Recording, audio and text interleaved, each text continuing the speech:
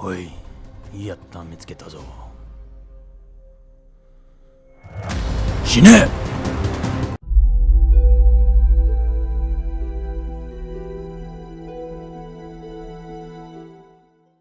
Aloha and welcome to this week's video.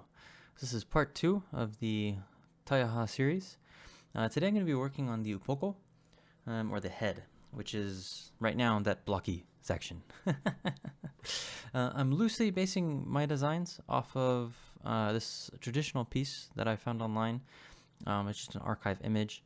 I'm not going to be copying it exactly. I'm just using it as some design inspiration.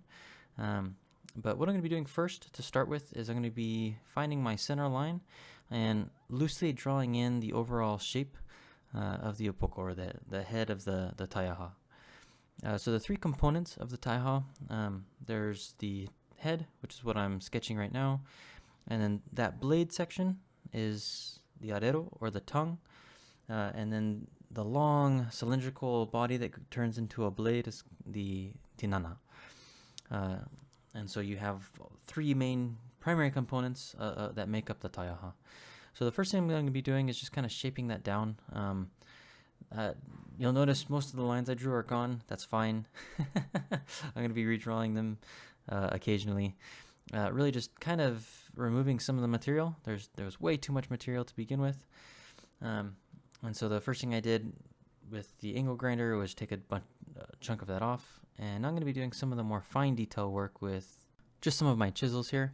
I'd use my Dremel for this, but I want the lines to be a lot more crisp and clean, and I can't really do that very well with the Dremel. A lot of this material I'm just going to be chunking out. I do have to be a little bit careful though, especially on the sides there. I didn't want to rip out a large chunk. And so I wanted to take a little bit of time when I got towards the edge, but here in the top and the center, just removing material. There's not a whole lot. The primary concern I have is keeping that edge clean, but there's not too much more that's going to be going on there.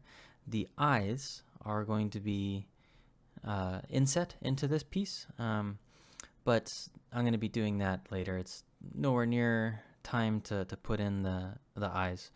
I kind of sketched the design on both sides, but I'm not actually going to follow my sketch on the other side. And the primary reason for that is because I want to make sure that both sides are identical, and when I sketched on I was off. And I knew I was going to be off. I was just kind of getting a general idea. What I'm doing here is just kind of feeling the weight. Now that I'm starting to remove material, I want to keep track of the balance of the piece. So I'm trying to keep the balance closer towards center mass. So a Taiaha is like a battle staff. It was used with quick motions, and the blade, the flat end towards the back, was the primary striking. They did use the arero, the tongue, to spear with on occasion, not to throw, but to stab. But the primary striking is done on the back end of the tinana, or the body, where a turns into a blade. So the inlays that I'm going to be using for this are white pearl. I had these chunks left over from a previous project. I have basic materials, and so I kind of just grab what I have. But what I decided to do is I was going to have kind of like an oval shape for the eyes. Usually they're more round or cylindrical. I thought it might fit my piece a little bit better if they were a little bit more of like an oblong or an oval shape. And so I'm just shaping the first one by hand, just kind of like, well, I'm doing them all by hand, but I'm shaping this first one without any guides. What I'm pretty much doing is just finding a good shape that I like, and I'm going to be using that as a template to make the next three. So there's going to be a total of 4 of those pieces. So I made that first one though, and realized I hadn't yet finished the back end. So I couldn't carve in the rest of I couldn't put it on the inlays because I had only carved in, half of the piece. And so what I'm doing here is just seeing the distance. You don't actually need a ruler for this. You could use like a piece of wood and just mark it. All I'm doing here is making sure that I have the same distances on both, so that when you flip it over, it looks the same. One end isn't smaller than the other end or have more room. It just keeps everything in a good flow, especially from the side. You look at it from the side and you would really tell if one end came up a lot higher than the other. It just wouldn't look very good. And so that's all I was doing there. And then I'm going to be removing a lot of material here where the eyes are going to go, same as what I did on the other piece. It's still quite a bit thick, and so I've got a lot of material to remove. I spent quite a bit of time chunking all of this out, getting all this material out, and in fact, I wasn't even done at this point. I continued to remove quite a bit more. The two chisels I have here, one of them is a 1/2-inch chisel. Oh, I'm sorry, no, one of them is a 1-inch chisel, and the other one is I think 5/8 inch. And so just the two different chisels that I have here. I don't have a large amount of chisels. I don't do a lot of fine detail work like this. And so I just haven't started to collect that many different sizes. I do want to do more of it though. And so I probably am going to be, building my tool set here just so I have more items to choose from. I'm not stuck with such a limited amount. I do have 3 different sizes. I have a 3/8, 5/8, and then the 1-inch. Once I got both of those sides fairly even, I started drawing in the design work that I'm going to be doing above the eyes. So the design work I'm going to be doing here is largely just going to be straight line. Well, not straight lines, but it's going to be parallel lines that are going to go all the way towards the back. I went through a lot of different thoughts on how I was going to cut those in. What I ended up doing at first is cutting in a guideline with that Dremel, or with that bit on my Dremel.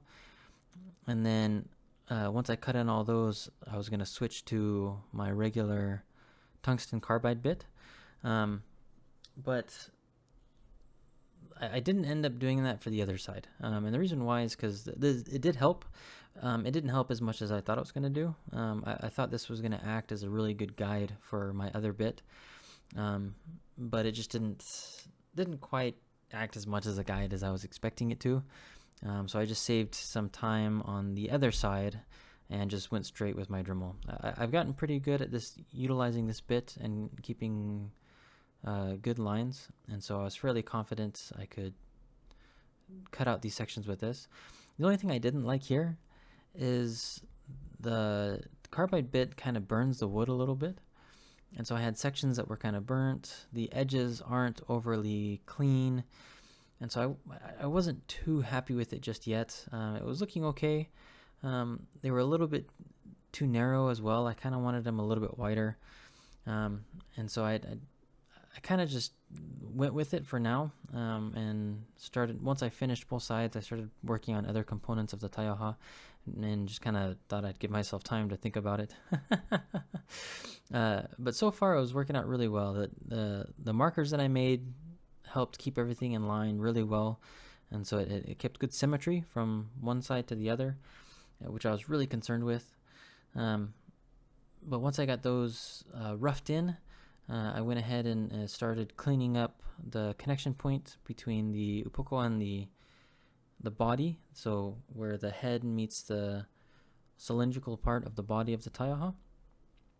Now I still have some cleanup work to do on this piece, on that section, but what I'm trying to do is just take it to about 95% done before I take it too far, because I'm going to be sanding the whole piece to 320, and so I just wanted to get everything to a point where I could sand it all at once. So what I'm going to be doing here is I'm going to be cutting in the first eye. It was kind of a pain, actually. Usually when I cut in an inset or an inlay, I'll tape the back end with it and stick it to the wood and then trace around it. I couldn't really do that with this because the curve, it just didn't. I mean, the tape obviously would stick the piece to it, but it didn't work as well as I was expecting. So I kind of had to just freehand it. I'd trace it by hand and then just go back and forth until it finally fit. And then each one of these pieces are almost the same but slightly different, and so I marked that first one. I was kind of getting worn out on that section, so I decided to move to this section here. And this is a design feature from that other piece, the one from the previous image. But all I'm doing here is I'm cutting the section in between the arero and the Upoko right there, so you get that shape. I really liked that shape. and I was thinking about how I was going to put that in, and that handsaw really worked perfect for that. I am going to make that a little bit larger, and I'm going to be cleaning that up. You can see some burn marks right there on the edge. All of that is going to get cleaned up as I keep sanding, but I've got a ton of sanding work left to do on this section of the Taiaha, and it's just going to be piece at a time, little at a time, but not too bad. So I got that in there good, and I decided to go back to the eyes. I wanted to get those finished. That first one, you can't see it, but I wrote a number 1 on it, and so I'm just going to be marking each one of them as I fit them to the Taiaha. And I'm doing that because the pearl there that I cut, that I shaped, even though I traced them all with the same template, they're not perfect. I'm doing it by hand, and so they're not exactly the same. And so if I don't keep track of which one went to where, it's going to be just a kind of a pain when I go to inset them into the piece. Probably how I'll inset them when I get to that point is I'll use some epoxy that'll kind of fill in some of the gaps, and then squeeze them in. I'm not going to set them in yet. I'm going to wait until after I've sanded the piece down to about probably 220 across the whole thing, maybe even 320, and then sand again once I have them in place. The reason why I'm waiting to put them in place is I don't want to worry about scratching them or gouging them, hitting them with a piece of machinery or tool. I just want to not break those until I get ready to actually put them in place and set them. The bits that I'm using here, I'm using a small wood carving bit first to trace it out, and then I switch to a router bit to hollow out the center, and it worked perfect. I was actually extremely pleased with how those 2 bits worked in cutting out those eyes. Now I'm just sanding in. I ended up needing to get a new sanding pad. That's not in the video, but the sanding disc, the pads kept flying off the disc, and so I went and got a new one, and it's working much better. I'm very happy with it. But that one did great. I've had it for the last 4 or 5 years, and it's had a ton of work, so worth the $8 that they cost to replace it. So as I was working on the piece, and I was kind of getting irritated with the grooves there because they just weren't clean. I do have a small gouge here, and so I'm just going to take that and use that to clean out these channels. And this worked really well. I was able to cut out almost all of the burnt wood, as well as clean up the edges so they're really clean edges. I am going to be sanding it as well, but this just saved a ton of time and really cleaned up all of those edge works and made it the width that I was wanting. I didn't like before how it was so narrow, and so this widened it out perfectly. So I was really pleased with this. I had to be careful and take a little bit of time there, just because the koa wood is a hardwood, and so it doesn't necessarily cut as soft as you would want it to, but the gouge worked perfect. It's actually a newer tool that I bought just for this. I didn't have one previously, but I kind of thought I was going to need one, and it turned out that I ended up needing it just for this. I'll definitely be using this more. I really enjoyed doing this type of work, and so I definitely want to improve my skill set in fine carving. So I finished the one side. Now I'm going to be working on the second side. Same process, just taking my time, making sure that I don't gouge out any sections. I did actually end up gouging out a small section, but I'll be able to sand it out, so I'm not too worried. But that really worked out great. So I now have the Upoko about 95% done. The only thing really left to do is to sand it. I gotta clean out the remainder of those burnt sections, make sure everything is nice and sanded, and then the last thing will be the tongue, the arero. So this piece is working out really well. I've been really pleased with it. The balance is feeling nice. It's sitting at about 2.2 pounds, which is still a little bit heavy, but I think by the time I finish with the final sanding and carving work on the arero, the tongue, it's going to drop its weight down just a little bit more, which will be perfect. The balance is in a great spot. I've really enjoyed this piece a lot. It's been a ton of fun. If you enjoyed it, leave a like, leave a comment below. It really helps out a lot. Next week, I'll have the final finished piece, so I'm super excited about that. Mahalo plenty for watching, and I'll see you next time. Aloha.